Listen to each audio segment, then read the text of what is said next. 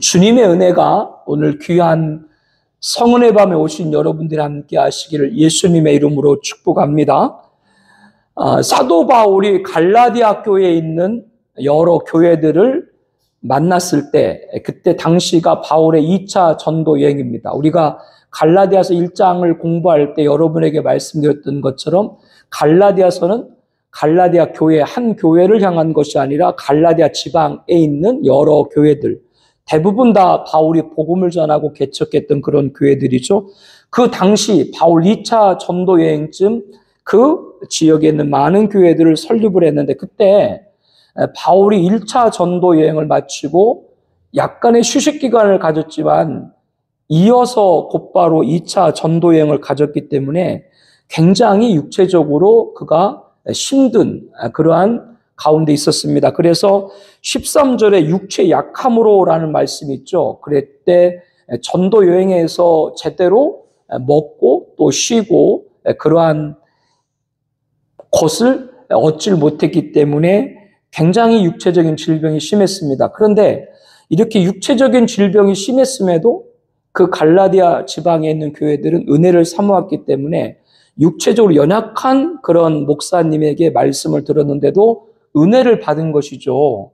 우리들이 건강하고 또 메시지도 능력 있고 또 강하고 이러한 분들의 말씀을 들을 때 전하는 사람의 그 모습이 당당하고 위풍당당하고 또 그 전하는 메시지, 그 목소리도 우랑차기 때문에 듣는 사람들에게도 힘있게 전달이 되고 더 믿음이 가게 전달이 될 수도 있지 않겠습니까? 그 앞에서 말씀을 전하는 분들이. 그래서 어디 뭐 강사라고 불리시는 분들을 보게 되면 체격도 굉장히 풍채도 좋으시고 또 언변도 굉장히 뛰어나시고 그 목소리도 굉장히 중후한 또 무게 있는 것을 보게 됩니다.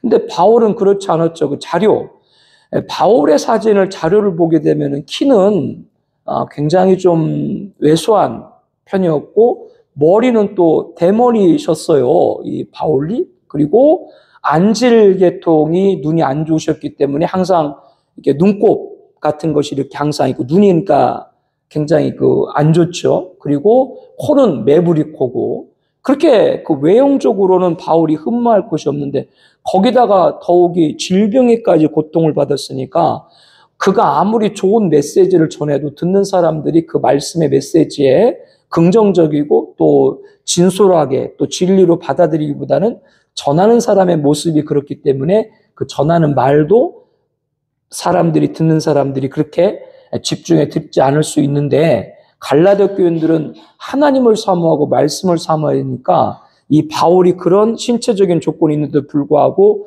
바울을 너무나도 깍듯이 대하고 그 말씀을 사모했습니다. 그래서 오늘 말씀의 14절 후반에 같이 보게 되면은 천사와 같이 또는 그리스도 예수와 같이 그런 말이 있죠. 바울을 그렇게 받아들였다는 거예요. 갈라디아 교인들이. 그래서 12절에 보게 되면 형제들아 내가 너희와 같이 되었은즉 너희도 나와 같이 되기를 구하노라. 너희가 내게 해롭게 하지 않았다. 너희가 나를 해롭게 하지 않았다는 게 그 말이에요. 내가 그렇게 예전에 전도 와서 교회를 세우고 개척할 때 나의 그런 연약한 모습을 우리 갈라디아 지방에 있는 교인들은 그것을 해롭게 여기지 아니하고 오히려 잘 받아들였다. 이렇게 갈라디아 교회 성도님들을 칭찬하는 것을 봅니다. 저는 어릴 때 시골에서 신앙생활을 했기 때문에 여러 가지 좀 충격적인 그런 모습들을 보곤 했어요. 목사 때리는 장로님들도 봤고 예전에 잠자리채 알아요? 잠자리 잡는 잠자리채가 아니라 헌금 바구니가 잠자리처럼 돼 있어서 길게 대나무로 그걸로 이렇게 쭉 예전에 장의자니까 그걸로 이렇게 했는데 그 채로 목사님 때리고 예전에 목사님들이 지금처럼 활동을 많이 하나요? 목사님도 그냥 교회에서 기도하시고 외부 활동도 잘 안 하시고 쌀이 한 마리 얼마인지도 모르죠. 목사님들이 쌀이 한 마리 얼마인지 몰라요. 내가 쌀 한 마리 얼마인지 알겠어요? 모르겠어요? 몰라요, 나도 얼마인지. 그러니까 경제적인 거에 목사님들 관심 안 갖는다. 그건 성도님들이 목사님들 생활적인 거를 해주기 때문에 성도님들이 성미해가지고 주면은 먹고 그러니까 장로가 목사 말 안 들면 성미 끊어버리고, 그러면 성도님 목사가 모서 뭐 쌀을 구해 뭐 굽는 거지. 목사님도 그러죠.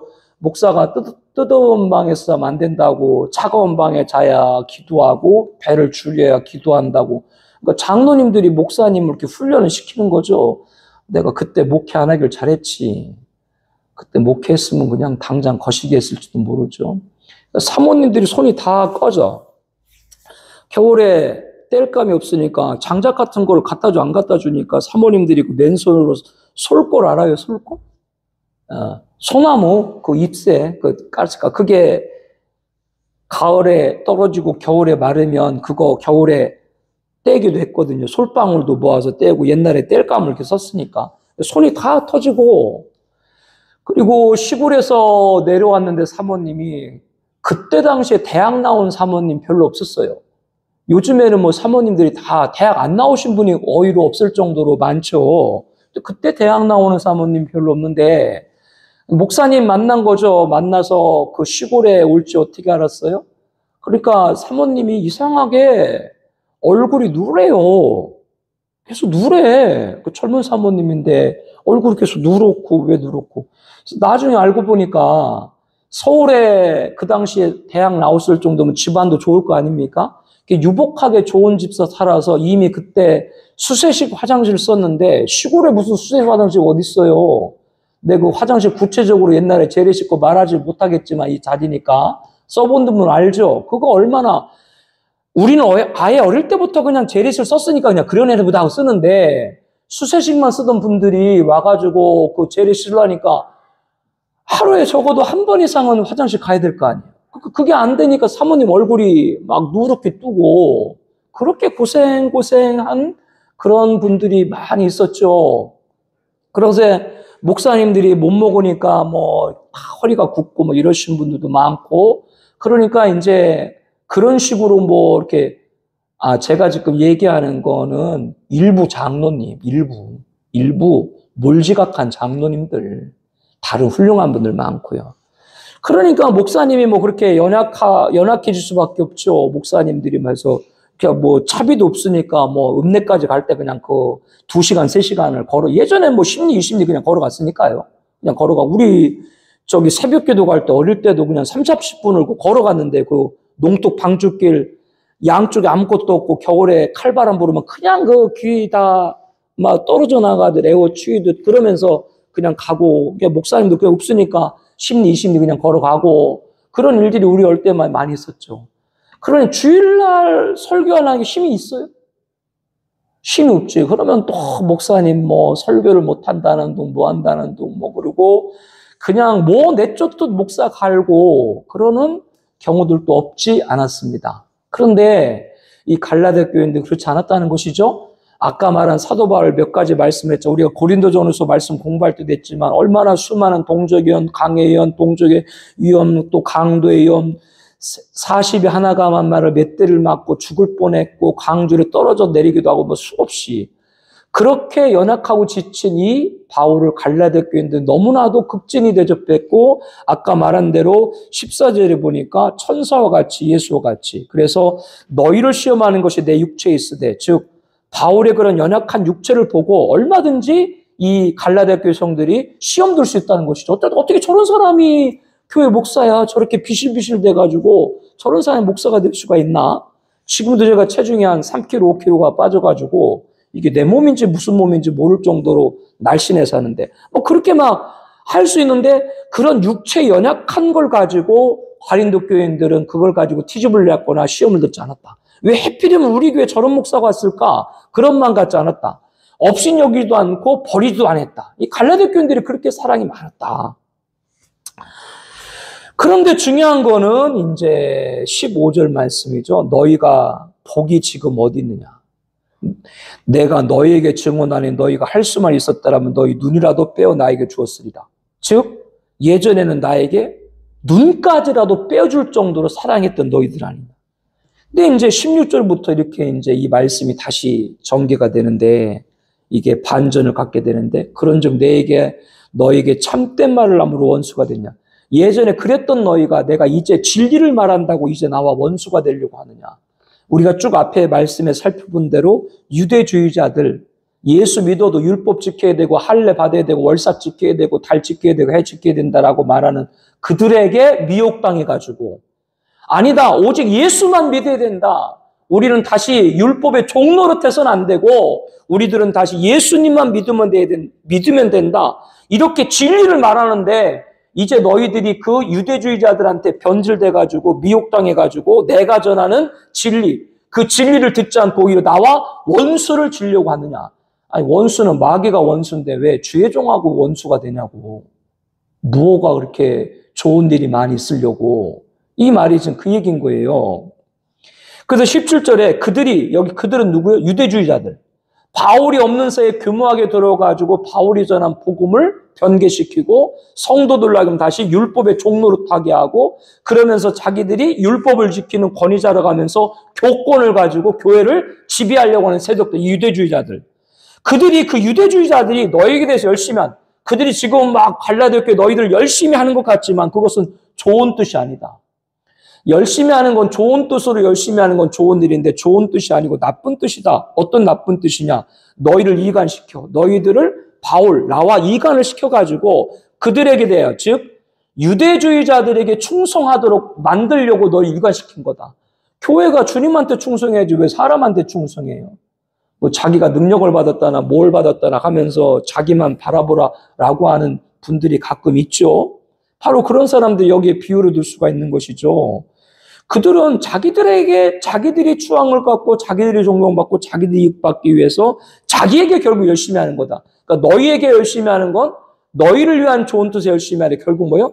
자기들의 이익을 취하기엔 열심이다. 이렇게 이제 얘기를 하고 있는 것이죠. 이 유대주의자들의 정체를 밝히고 있습니다. 18절에 좋은 일에 대해서 열심으로 사모함을 받으면 내가 너희를 대하였을 때뿐 아니라 언제든지 이 말은 그 말입니다. 그들이 하는 건 좋은 일에 대한 열심이 아니다. 그 얘기입니다. 만약에 그 유대주의자들이 좋은 일에 열심히 했다면 나도 그것이 좋을 것이다. 내가 없는 사이에 갈라디아 교회 오히려 갈라디아 교회를 좋은 일로 하는 열심히 있는 사람이 있다면 나는 기쁘다. 그러나 그들은 좋은 일로 열심히 하는 것이 아니다. 라고 하는 것이죠.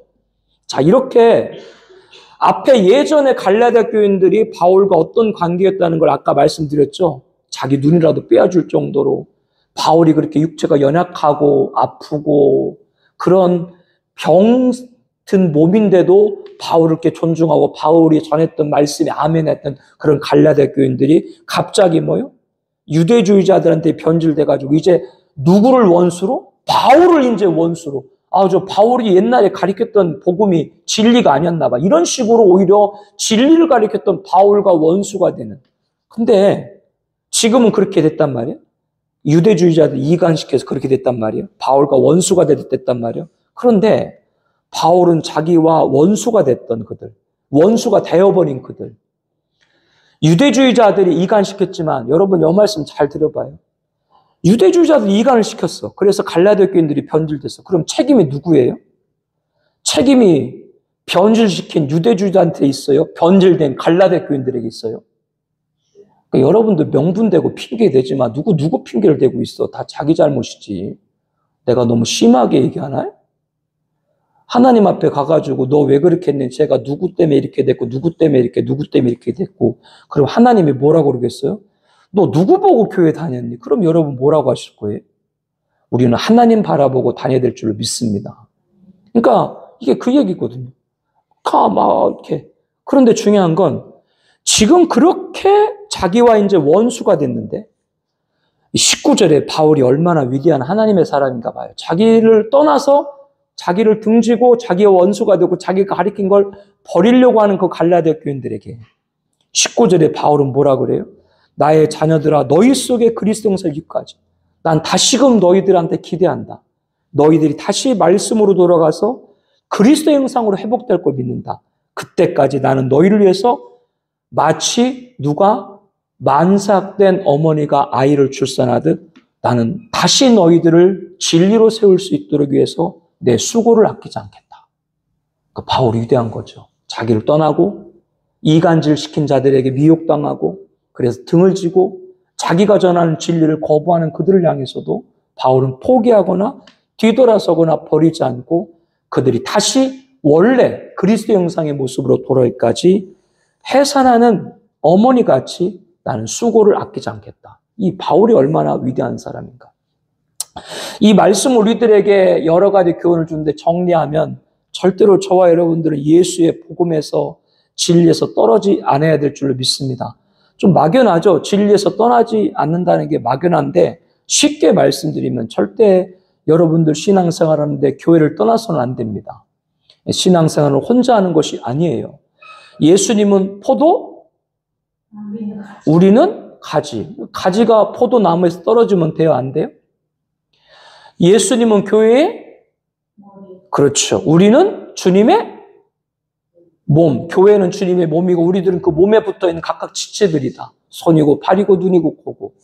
당연히 그렇기 때문에 지체들은 주님의 몸에 떨어질 수가 없는 것이고 내 오른손이 마음에 안 든다고 그렇다고 오른손을 얻게 되면 내 몸 전체가 장애를 갖는 것이고 내 보는 눈이 제대로 못 본다고 그 눈이 없다면 나는 앞을 볼 수 없는 것이 되는 것이고 이것은 교회 공동체는 절대 뭐요? 주님을 떠나서는 안 되고 주님 안에 있는 교회 몸 안에 있는 지체들은 교회를 떠나지 않아야 될 줄로 믿습니다. 여러분도 주변에서 볼 때 누가 예수 잘 믿는 사람인가 이렇게 볼 때 자기가 옛날에 산에 가고 기적을 했고 은사를 해갖고 말 막 하는데 지금 교회 안 다녀? 그 사람 예수님 안 믿는 사람이요. 교회 안 다니고선 자기가 예수 믿고 한다. 어디 성경에 교회 안 다니는 사람이 예수 믿는 사람에게 말한 게 어디 있어요? 교회가 뭐라고 예수님의 몸인데 몸을 떠나가지고 어디 신앙생활 한다. 자꾸 성경에 주변에 능력이 많대. 능력이 많은 사람이 성경에 없는 말만 해. 근데 그 사람 말 따라가는 사람 뭐야? 절대 말해요. 다시 한번 강조하는데 미혹하는 사람이 잘못된 게 아니에요. 이 말은 미혹하는 게 잘한 거야. 그 말이 아니라 미혹하는 사람은 마귀 자식이기 때문에 그건 자기 일을 하는 거예요. 마귀가 마귀 일 자기 일을 하는 거지. 중요한 거 뭐라고요? 미혹을 해도 미혹받지 말아야 돼요. 아무도 그거 미혹받은 자기 책임이지 누구의 책임이라고 말할 수 없는 거예요. 왜 그러니까 교회를 떠나면 안 되지. 예전에 갈라디아 교인들이 어땠다고요? 바울이 그렇게 육체적 질병이 많고 뭐가 많아도 바울에게서 증거되는 말씀을 떠나지 않았어. 말씀 붙들어. 그건 뭐예요? 교회 안에 있으니까 말씀을 붙드는 거지. 목사님 이렇든 저렇든 그 말씀을 붙드는 거죠. 이런 은혜가 여러분에게 축복을 합니다. 이게 절대로 교회 떠나지 말아야 된다는 것이 오늘 말씀의 첫 번째 교훈 정리할 것이고 두 번째는 이 이간시키는 세력들을 여러분들 잘 분별하시길 바랍니다. 이간시킨다고 이마에 이간시키는 자 그러고 교회 오나요? 찬양을 우리 열심히 하잖아요. 열심히 하는데 예전에 찬양을 열심히 했어. 열심히 하는데 한 분이 찬양을 하고 싶대요. 얼마나 좋아해. 찬양단은 찬양 가고 싶다는데. 그래서 찬양을 같이 하도록 했어. 그런데 연습을 하잖아요. 찬양하기 전에. 연습을 하는데 그런 말을 자꾸 하는 거예요. 리더가 있잖아요. 찬양 곡을 선정하는 리더가 있는데 그 전체 단원들이 있잖아요. 있는데 거기서 이 곡은 하나님이 기뻐하시는 것이 아닌데요. 그 다음에 가면 또 이 곡은 하나님이 기뻐하는 것이 아닌데요. 그 뭐가 하나님이 기뻐하는 건데? 그 말하는 건 뭐예요? 아마 그분이 그걸 의도하고 했는지 그렇지 않은지 다른 것에 의해서 그렇게 말하는지 모르겠지만 무너뜨리는 거지. 그 찬양단을 무너뜨리는 거지. 그러니까 우리들 모임에 이거는 하나님 뜻 아닌데 뭐가 하나님의 뜻인데? 무너뜨리는 거지. 즉 이간이라고 하는 세력은 여기에 이간이라고 붙이고 오는 것이 아니라 열심히 하는 곳에 와가지고 그런 식으로 하나님의 뜻 운운하면서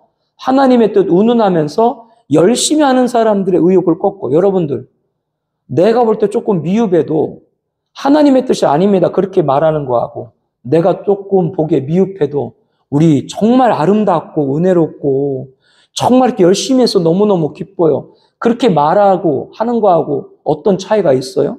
후자가 될 때 더 용기를 얻고 힘을 얻게 될 줄로 믿습니다. 그렇다고 나 우리 찬양단이 못하는데 내가 기쁘고 잘한다. 그렇게 말한다는 건 아니에요. 그게 무너뜨리는 거라니까. 무슨 이간이 여기 무슨 막이 이래가지고 교회 오는 게 아니라니까. 열심히 하는데 그냥 말 한마디 무너뜨리고 기도하는데 와가지고 옆에서 기도만 하면 되는 줄 아냐고 생활을 똑바로 하고 집안의 살림을 깨끗이 하고 아니, 집안의 살림을 깨끗이 하면 좋겠지. 근데 집안의 살림 깨끗하게 하는 거하고 기도하고 뭔가가 있는데. 그리고 자기가 깨끗하면 자기가 깨끗한 거지. 다른 사람이 그 깨끗하나? 자기 깨끗한 거, 남 깨끗한 거하고 그게 어떻게 절대적이야. 다른 사람은 그게 아무렇지도 않아. 자기 눈에 깨끗하지 않은 걸로 보이는 것 뿐이지.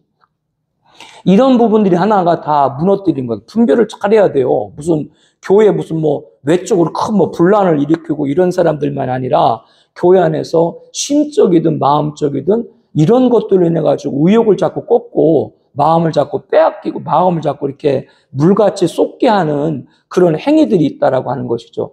결국 그 사람들은 무너뜨리고 자기를 내세우든 아니면 교회를 무너뜨리고 그게 사명인 거지. 그러니까 그게 마귀 주신 것이죠. 이런 부분들을 잘 여러분들 분별을 하고 여러분들은 끝까지 열심 안에 있는 여러분 되기를 축복합니다. 여러분 하는 일에 타협하거나 여러분 하는 일에 뒤돌아서지 않기를 바란다. 그 뜻이라고 하는 것이죠. 어떤 사람이 사명자인가, 이렇게 불같은 능력이 많고 해가지고 무슨 역사가 나타나고 그러면 사명자인가. 그것도 사명자일 수 있지만 사명자가 누군가라고 말할 때 중요하게 찾을 수 있는 것이 뭐냐면 끝까지 하는 사람. 누가 알아주고 하나 끝까지 하는 사람. 그 사람은 사명자인 거예요. 하다가 이해타산해가지고 안 되고 그러면 그거는 사명자가 아닌 거지. 자기 꾀, 자기 힘, 자기 생각으로 하는 것이죠. 그것이 이간하는 사람을 잘 분간하는데 마귀라고 쓰고 이간하는 것이 아니다. 그 분별을 잘하고 세 번째로는 그럼에도 역시 19절 말씀이죠. 혹시 그런 사람이 있을지라도 뭐한 사람일지라도 그 한 영혼에게 그리스도 형상 이르기까지 우리 또한 해산하는 수고를 아끼지 말아야 될 줄로 믿습니다. 저 사람이 나를 무너뜨리는구나. 그렇다 그 사람을 몰아내라고 하는 것이 아니라 저 사람 안에 그리스도 형상 이르기까지 수고하는 저와 여러분 되길 바랍니다. 내가 왜 저 사람 때문에 애써 나한테 오는 것도 아닌데 왜 내가 저 사람한테 내가 힘을 쓰고 왜 노력을 하고 시간 낭비하고 물질을 하고 이렇게 생각하지 말고 자기를 떠났는데도 등졌는데도 원수인데도 불구하고 그들이 다시 그리스도 형상 이르기까지 수고를 애쓰지 않겠다라고 했던 바울같이 우리도 그런 은혜의 사람이 되길 바랍니다. 정말로 그래서 교회 안에는 이런 분이 참 너무나 필요하고 예전에도 지금도 앞으로도 여전히 필요하거든요. 그리스도 형상 이르기까지 해산하는 수고를 아끼지 않는 그런 사람들이 교회 안에 많이 있을 때 그 교회가 건강한 교회가 될 줄로 믿습니다. 하나의 목적 달성, 하나의 이익 추구, 하나의 자기가 원하는 것만 딱 취하고 끝나는 것이 아니라 끝까지 여러분들이 우리도 그 길을 믿음의 길을 계속 가고 중간에 여러 일들이 있는 분들을 정말로 그리스도 형상 이르기까지 힘을 다할 수 있는 우리가 되기를 다시 한번 예수님의 이름으로 축복합니다.